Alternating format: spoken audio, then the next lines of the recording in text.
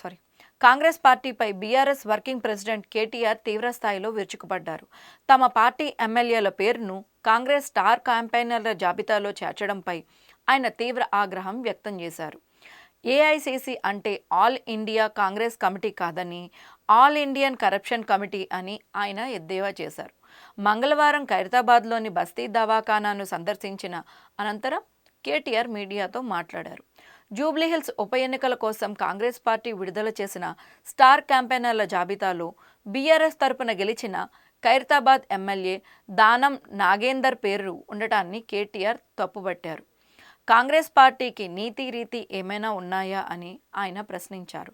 తమ పార్టీ గుర్తుపై గెలిచిన 10 మంది ఎమ్మెల్యేలను కాంగ్రెస్ ప్రలోభపెట్టి చేర్చుకుందని, ఇది అవినీతి కాదా అని నిలదీశారు. పార్టీ మారిన ఎమ్మెల్యేలు స్పీకర్ వద్ద ఒకలాగా, బయట ఒకలాగా మాట్లాడుతున్నారని, అసలు ఏ పార్టీలో ఉన్నారో చెప్పుకోలేని దుస్థితిలో వారున్నారని విమర్శించారు. దమ్ముంటే వారంతా తమ పదవులకు రాజీనామా చేసి ఉప ఎన్నికలను ఎదుర్కోవాలని కేటీఆర్ సవాల్ విసిరారు.